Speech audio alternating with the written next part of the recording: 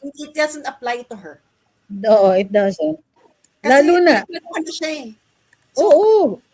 Hindi ba pinagplanuhan na siya. campaign pa lang? Di ba campaign pa lang yung mga naligaw na text message dyan? Yeah. Oh, di ba Pinagplanuhan na siya. nahalata na nun? 3 years na siyang pinagpaplanuhan. So, yung sasabihin baka pagplanuhan pa siya, that's already too late in the timeline already. Oo. So, pinagplanuhan na siya. So pinagplanuhan niyo na ako, might as well na meet your plan, head on. Na okay, may plano kayo, may plano na rin ako. So parang gano'n, di ba? May plano kayo, may plano na rin ako. So plano na lang to, be. Ang problema sa kanila kasi, may plano kayo, pero wala kayong plano kung sino ilalaban ninyo. Miss Amy, kumbaga siya na lang yung natitirang good na Marcos for me. Pero pag tumakbo pa siya, parang, alam mo yun, yung parang mas maganda kung wag na lang. Suportahan na lang niya si Inday, o kaya suportahan na lang yung Pilipino para masabi naman na kahit paano may nag-redeem ng apelido nila. May isang Marcos na matino. Kasi kung tatakbo pa siya tapos magkamali pa siya, wala na talaga. Ako prefer ko ang Vice President na hindi threat kay Inday. Hindi naman siya nakatayo because of, nakatayo pa rin siya sa mga Duterte. Kasi alam niya kung yung tama. Hindi makasara si APC. Yun nga lang, hindi siya makasara. More on maka-Duterte saka kung ano yung tama. PRRD siya, pero not necessarily Inday. So, ayun. Pagka si Alan Peter ang vice, may mga brilliance naman talaga si Alan Peter Cayetano. Magaling rin talaga siya na politiko. Kaso nga lang baka gamitin niya yung galing na politiko kay Inday pag siya yung vice. So, I prefer a vice president who is not a threat to Inday.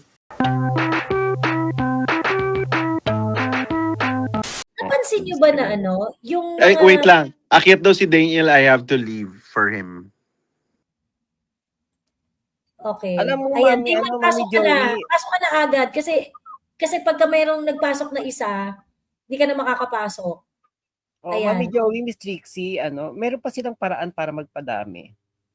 Gamitin nila yung proven, yung dating taktika, dapat may mamatay. So, dilaw di ba? Pag may namatay, o di may magiging martir, tignan natin kung sino yung dapat mamatay para magkaroon sila ng malaking following uli.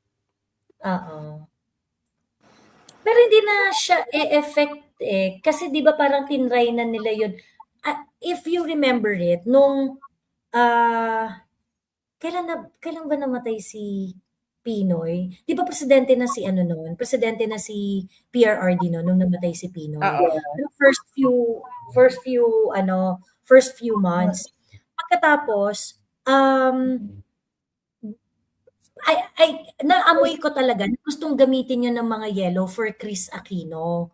Kasi si Chris Aquino, ilang beses siyang pumupunta sa mga public events. Pagkatapos parang pinapatanong niya kung bakit. Tanungin niyo naman kung bakit ako naka-rubber shoes, yung ganyan. Yung ganon, kasi tatakbo. Alam mo yun, yung mga ganong etchos. May mga ganong parinig na si Chris Aquino nun. Kaso nga lang, hindi siya nag-translate. Well, at that point, I think the voters were able to realize na naloloko na lang parati ang mga taong bayan sa necropolitics, ganyan-ganyan.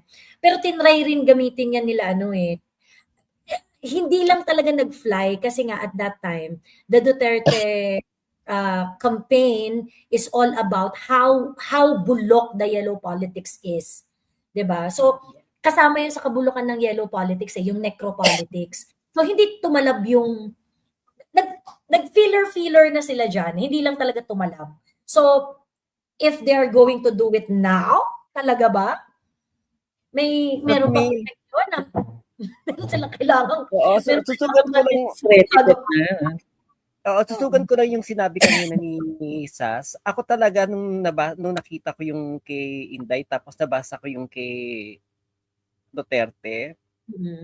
Talaga to move to ni Duterte.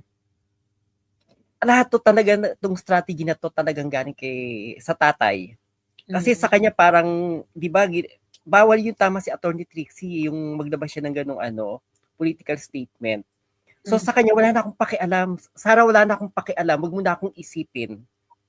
Ang the best na magagawa mo ngayon is, ayan, mag-declare ka na ng tatakbo ka kasi ako, wala na ako. Parang ganon. Ako na yung bahala sa sarili ko. So parang kaya tingin ko talaga ang maganda rito kasi nakakulong ni matanda. Matanda na, nakakulong na. Lumalaban pa. So tayo, ngangangalang tayo. Yung matanda, lumalaban pa, oh. Yun. True. Ayan. Yes, so, Daniel. Nakakagising ng apoy sa damdamin. Yung ginawa yung ginawa ng mag-ama ngayon ng araw na to. Yes, Daniel. Okay, good evening, no, Miss Joey, Attorney Trixie, Miss Sas, Miss Laika. Gusto ko lang i-discuss itong kasi nagpapanik na yung kabila eh. Kunwari hindi. Si Gabe Pineda, may post siya, sabi niya, don't be disheartened, don't fall for social media reaction daw. Hindi daw yun yung pulso ng tao. Matalino na ang mga botante ngayon, yung sinabi niya. Mas dadami pa ang mga kabataang botante. There is hope. You know, yung niya is based on haka-haka. It's not based on sa datos, no? Kasi I was reviewing yung last survey, no, 'di ba, Attorney Trixie, yung SW survey, there was an increase of the Gen Z support from ng yung plus 30, plus Gen Z support is 39%. 39% ng Gen Z ay DDS. 49. Yes, 49%. 39%. 39%. Okay. 39%. February, yung bago, no, yung SWS, yung bago, no. So, that's up from from September 2025, 17 net positive. Tapos ngayon, 39% na for February 2026. So, they're panicking talaga kasi wala, pati yung Gen Z, and even yung NCR. Sorry, Daniel. Meron bang survey yung SWS? Yung the survey that I was referring to, WRN. What's on? No. This is Sa SWS din siya. Naka-breakdown according to demographics. Generation. Sa SWS, ilan ang lumabas? So, sa Gen Z, yung SWS survey. Okay, pero, so I have the data here. So from this is SWS fourth quarter 2025. So field work is November 24 to November 30, 2025. So nilabas to a few days ago, February 2026, from age 18 to 24. So base nila September 2025. Yung net satisfaction ni VP Inday is positive 17%.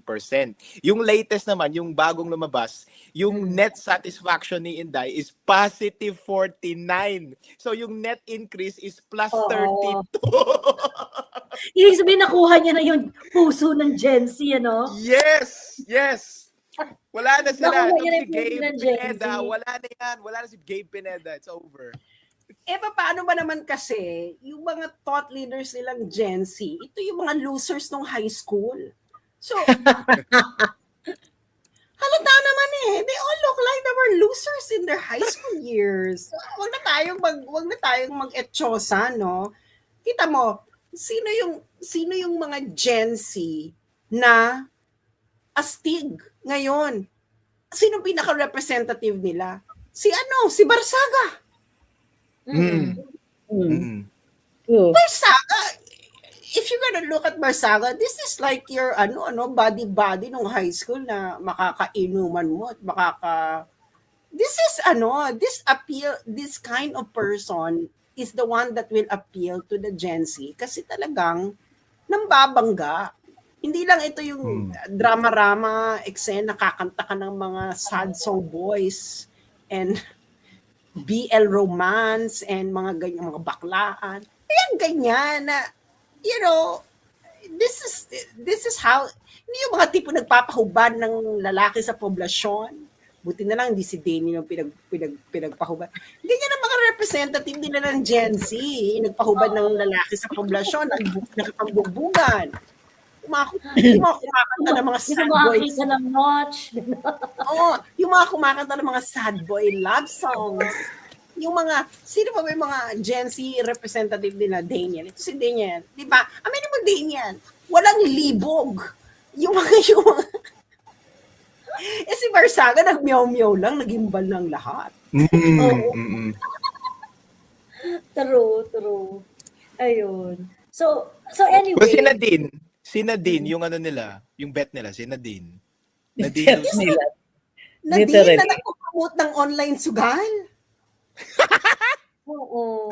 Tapos, she's not taking responsibility dun sa mga fans niya na malululong sa sugal dahil idol siya, dahil nakita sa platform niya. Ang sabi niya, choice mo yan. Kailan ba hindi naging choice no ba? Oo. So saan Choice. napupunta Alam yung mo, Tingin. Hindi niya naiintindihan yung hindi niya naiintindihan yung gambling addiction na ang gambling addiction, there is a biological aspect to it.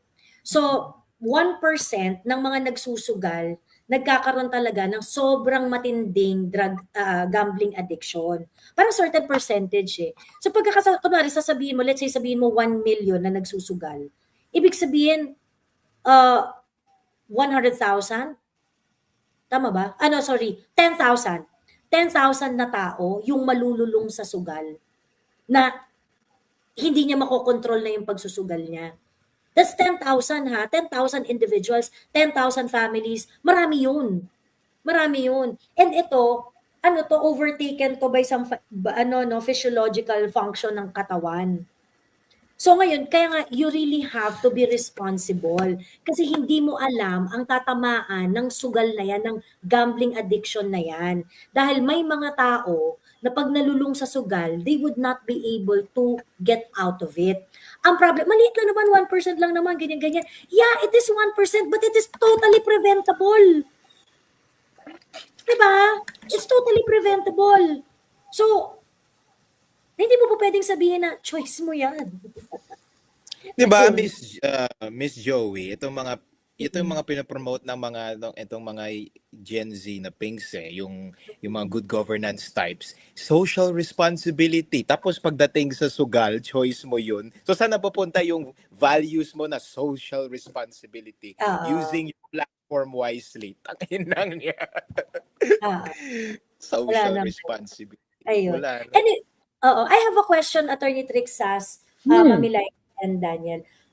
Kasi parang may mga nagko-comment na Inday Sara announced her candidacy too early. Baka mapagplanuhan daw siya, baka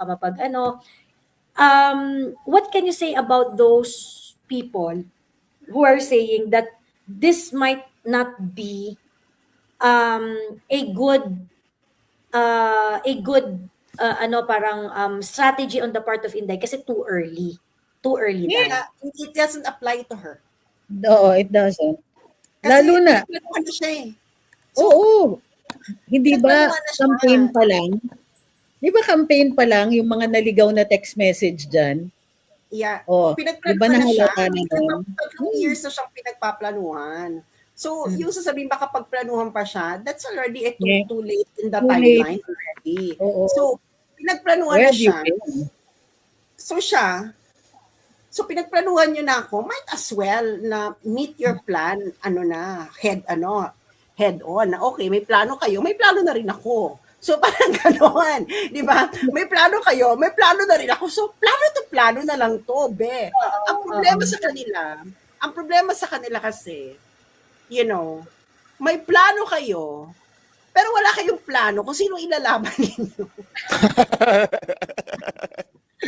Oo. Akala nila may time pa sila. Akala nila may time pa sila. Kasi parang they are banking on the decency of Inday na kasi syempre 'di ba kahit yung mga DDS nga parang napipika kay Inday noon na bati-bati pa sila nila Bongbong, lahat tayo galit na kay Bongbong, tapos siya ayaw pa niya mag-resign. So kumbaga parang sanay sila na si Inday, she takes her time. So siguro ina-expect nila that Inday is going to announce her press. Kasi nagsabi si Inday before mag-a-announce siya. Ay, shucks, sinabi pala niya 2026 siya magsasabi. Ay, ganun. So 2026 na nga pala ngayon. So may sinabi nga, sabi nga niya no, baka December 2025 eh. So the decision is not actually the decision. Hello, Donald Trump announced as well his candidacy 2 years before 2 the years. 2 years. presidential election ng 2024. 2022 siya nag-announce. Ngayon, meron kasi nga yung purpose kung bakit nga siya nag-announce. And I wrote this earlier in one of my recent posts na kasi the yung kalaban niya is banking on the ambiguity of the situation. Ngayon, dahil nga ambiguous yung situation, so lahat pwede pang mag-hedge. Nag-hedge pa.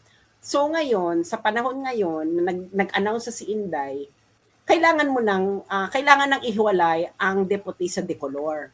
Okay? Bago maglaba. Okay? So ngayon, as early as now, you have to decide. The problem is, if you are someone who would decide kanino ka magbe-bet, you are facing a stupid situation. You are choosing Inday over who? Kahit nga yung gusto mag-determine ng who, they cannot decide who is the who. Correct.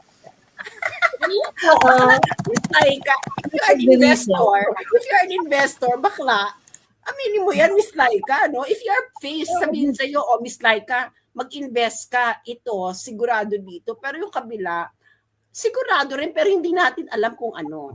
Oo. Tingin ko, they would have had one. They would have had a candidate kung natuloy yung kanilang PI, yung People's Initiative. Remember, maaga siyang pinagplanuhan. We know that because they had this plan. So, destroy Inday habang nagpapa-People's Initiative. So kung natuloy yung People's Initiative, binago yung saligang batas, Martin would be holding the fort for Sandro or whoever. That was the original plan. Nabigo sila early on kasi one, ang daming nagmamasid. Number two, tinindigan ni PRD. Protect the Constitution. O din nag-fail yung kanilang constitutional experiment. Amen. So hindi sila naka-breed, kumbaga, ng candidate. Now, even Martin, because of their own internal intramurals, ipina-step down nila. He no longer has the cachet or capability to run. Not credibly. Pwede siya noon, di ba, patakbuhin. May modicum of credibility because they had their army of trolls. He's the Speaker of the House. Hindi pa masyadong nagkakaawayan. Nag-away sila ni VP. Nagkaroon ng People's Initiative. So it's either grabe ang swerte rin in a way tayo na wala silang kandidato. Pero a part of that is because of their own stupidity. Hello, Correct. Ambitious naman nung charter change. 2 years into the presidency, charter change at saka sneaky.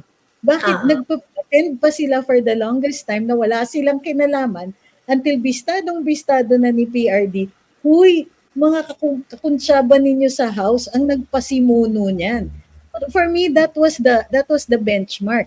Alam ko kumbaga clear na pinagpaplanuhan si Inday because they were changing the constitution as early as 2023. So, ayun na yun. Yun na yung start na yun. So, no matter how, what they say about the plans of mice and men, wala. Yeah, tapos sila. Isa lang ang natisod, PI lang ang natisod, everything fell down. Now, wala silang kandidato. Alam mo, Mika, kaya kaya wala ring malinaw na ipantatapat tong mga kakamping na to ng mga kain suka. Hindi rin sila pwedeng mag-identify agad-agad eh. Kasi alam nilang babasagin naman ang kabila ng mga bangag ng mga loyalista. Hindi, yan, Mami Laika, hindi sila nagigirian sila. Oo, nagigirian sila. Hindi sila makapag-decide because there are too many interests to negotiate. Oo. Alam nila magbabasagan sila kaya hindi sila makapag-decide. Ito yung kaya tong board, napaka-board ng ginawa ni Sara. Parang hindi kayo makapag-decide, kinuha niya na. O akin na. Mm-mm. Mm-mm. Miss Joey, Miss Joey. Yes, Miss yes. Joey, I just like to give a shout out, no, yung sinabi ni Miss Sas earlier, what she was talking about, itong the battle lines are being drawn, di ba? So a lot of these people, wala nang ambiguity. They have to choose, are you with her or not? Shout out pala kay Senate Majority Leader, si Senator Mig Zubiri. Anong sinabi niya? Willing daw siya to step down as Majority Leader in 2027. Alam naman natin ano yun, that's realignment. Di ba? So you make your stand now. The battle lines are drawn. Di ba? Oh. Si Zubiri, sinabi niya yan eh. Oh, I'm willing to step down as Majority Leader in 2027. Bakit? Why that? Why then? Akala niya that's when she will announce siguro. Kasi he's from Mindanao, di ba? Oh, so now she announced. You decide now. Enjoy muna Enjoy muna the current Majority. Enjoy muna the current majority. Get the best out of it. Actually, ito yung biggest punch doon sa decision ni Inday. And I think for that reason alone, tama talaga na mag-decide na si Inday ngayon na tumakbo. I mentioned this earlier. Number one, because all that paninira, pangbarda kay Inday, pambababoy, pambabastos, were already exhausted. Yung impeachment na final kay Inday last year, yung mga grounds doon are the same impeachment ground, ni-restate lang yung iba, na ginagamit ngayon. So, ibig sabihin, wala na silang makita. Yun na yun, kung ano yung pinagbababato nila kay Inday since 2023 hanggang ngayon are the same shit. So, wala na silang bagong maibabato kay Inday. So, ngayon, matatakot ka pa ba? Nabababuyin ka? Wala na, naubusan na sila ng bala eh. So, number two, if you're going to announce now, the crocodiles in the park will have to make decisions. So, since gagawa sila ng desisyon, kailangan nilang it's difficult now to say yes to concession ng mga for later release, di ba? Hirap nang mag-yes ngayon sa for later release. Di ba? Kasi baka mamaya pag umoo ko, tapos na-put on record, bumoto ako dyan. Sabihin na natin na meron akong makukuha sa'yo for the 2027 port, but what about the next 6 years if Inday becomes president? Attorney Trixie, Miss Joey, Ate Sas, Miss Laika, what is your opinion on Governor Pam? Yung statement niya, like earlier, na people first before politics. So she was asked about VP's announcement. And then she says, well, I'm not going to talk about that ngayon. People muna before politics. What are your thoughts on that? He's buying time. Sorry. Playing safe. Playing safe. Buying Amoy muna ako. Mangangamoy muna ako kasi mahirap na eh. Parang ganon. Tawa ako sinabi niya eh. Pero ako feeling ko, madedelikado siya next election. Actually, marami ngayon ang magpi-play safe. Yan, kaya magandang ginawa ni Sara, magandang play to kasi mapipilitan mag-play safe. Even yung BBM saka side nila Rizon Tibayeros, it's either dalawa lang yan, magsasanib puwersa sila, which is talagang hindi lang kainan ng suka to talagang palitan na ng suka to. Palitan ng suka, which is malabong mangyari, or para makapag-identify sila ng ipantatapat kay Sara, magbabardagulan na silang dalawa, which is hindi rin, kumbaga, magiging kahinaan nila kapag nagsabong sila. Pero hindi rin sila kaya mag-consolidate. So, magaling ginawa ni Sara, binigyan niya ng problema tong dalawang kampong to. Oo. At problema doon sa mga politician who are not going to choose. Kasi, for example, ito yung tanong ni Daniel, yung kay Pam 4. Yung sabi niya, hindi, tawag dito, parang, ano yung words niya? Parang something to that effect na people before politics, people, so, ayaw niyang gumawa ng choice. But, well, ako wala naman akong sa Cebu kasi talagang nagkakagulo sila dyan eh. Hati yung even yung mga Duterte supporters sa Cebu, hati talaga yung dagat doon when it comes to Pam Baricuatro. So, si Pam bilang politician, okay, you are already in a vulnerable situation kasi inamin naman to ni Pam na nanalo siya because of the Duterte PRRD's endorsement. Nanalo siya because of that. And of course, aside from that, bad trip na yung mga tao kay Gwen Garcia. So nag-align yung dalawang stars niya na yon. But yung support base niya, yung support base ni Governor Pam, which is big chunk of it are Duterte supporters, nahati na. Yan nga yung foundation ng pagkapanalo mo eh. 'Di ba? So, hindi ko alam kung paano babalansehin yan ni Gov Pam. But what I am sure right now is that alanganin siya sa next election. Kasi hindi mo po pwedeng sabihin at this point na people muna before politics, kineme. When your entire persona as a politician is actually rooted from the endorsement of PRRD to begin with. And she's a PDP member, di ba? She's a PDP member even. Tapos, colorless. Ano yung sinabi niya before? Colorless daw siya. Color. So, magkaalaman na. Pag nag-play safe ka kasi, Daniel, pag nag-play safe ka, it means hindi ka para sa tao. Tama. Para ka sa personal na interest mo. Sa personal na survival mo. Kung may nag-comment. Yung hindi ka stand. Ang sabi niya nanalo siya because people voted for her. Yung people nga na bumoto sa kanya. Karamihan nga doon voted for her because yung niya is Duterte aligned siya. Well, that is going to reflect, we will be refuted in the next election in 2028. Kung mananalo pa rin si Gov Pam, di ibig sabihin, hindi purely Duterte supporters yung nagpanalo sa kanya. Ibig sabihin, despite the fact na medyo hindi na siya ganon ibig sabihin yung pa-neutral niya did not hurt her support base. So 2028 will reveal kung ano ba talaga yung niya, yung kalagayan ng kanyang support base at kung paano siya nanalo noong 2025 election. Ako, Mami Joey, Miss Trixie, Sas, Daniel, itatanong ko na, wala na si Daryl eh. Anong masasabi nyo kung si Senator Amy ang tumakbong VP ni Sara? Kasi for me, Miss Amy, ina-admire ko siya, naninindigan siya, kahit kapatid niya patong si BBM. Pero for me, para wag nang lalo, kumbaga i-stave nyo naman yung pangalan mo kahit konti, yung pangalan nyo. Better kung wag ka nang tumakbo.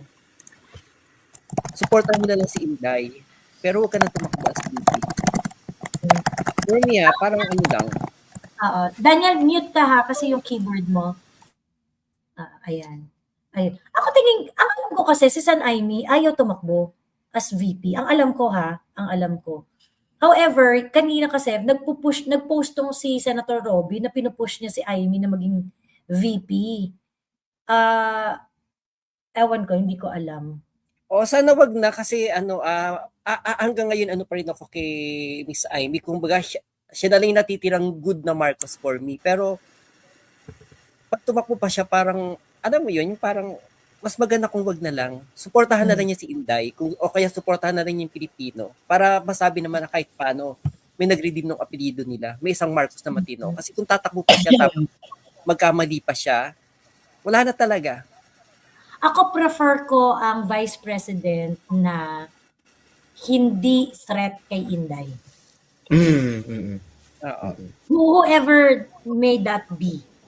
Importante sa akin, dapat yung Vice President ni Inday is someone na hindi threat kay Inday. Ayun. Ako para sure talaga si Robin. Pero gusto ko rin si Cayetano. Kasi bilib ako kay Cayetano, nagkaroon sila di ba ng alita ni Sara noon. And yet makita mo si Alan Peter Cayetano. Hindi naman siya nakatayo because of nakatayo pa rin siya sa mga Duterte kasi alam niya kung yung tama. Hindi makasara si APC. Yung nga lang hindi siya makasara. More on maka-Duterte saka kung ano yung tama. PRRD siya pero not necessarily Inday. So, ayun. Pagka si Alan Peter ang vice, may mga brilliance naman talaga si si Alan Peter Cayetano, magaling rin talaga siya na politiko. Kaso nga lang baka gamitin niya yung galing na politiko kay Inday pag siya yung vice. So, I prefer a vice president who is not a threat to Inday. Miss Joey, sorry for the keyboard kanina kasi may nagtatanong sa akin if it's okay to ask kasi sinabihan ko siya. Who is your personal choice for VP? Kaya I respond baka hindi appropriate magtanong. Well, Robin Padilla fits the bill. Kasi nga, hindi siya threat. Tapos tested yung loyalty niya. Ganon. Pero at the end of the day, kung sino pipiliin ni Inday na vice president, yun pa rin. Kung sino pipiliin niya. Kasi yung vice president naman, you really need to to choose a vice president who will help your presidency. And natuto na tayo na dapat yung president at vice president dapat magkabati. Kasi otherwise, pag hindi yan magkabati, 'di ba, nagiging source ng gulo tapos nahahalt yung mga dapat na trabaho na supposedly hindi na yan problema kaso nagiging problema pa. Lenny as vice president of PRRD brought a lot of, 'di ba, trouble na parang ano ba yung mga kaputahan na pinag-i-issue ni Lenny na hindi naman na dapat ini-issue na instead of allowing the president to run his own show, 'di ba? Ang dami-dami niyang eba sa sidelines. Oo. Kaya nakikita ko rin si Robin na parang pinakamagandang candidate na tumakbong running mate ni Sara para siguradong landslide at yung smart magic o kung anumang mga hocus-pocus sa Comelec hindi mangyari. Kasi hindi mo pwedeng dayain pag landslide Masyadong obvious magwawala yung mga tao. At for that, para mangyari, dapat ang kapartner ni Inday is katulad niyang talagang masyadong popular.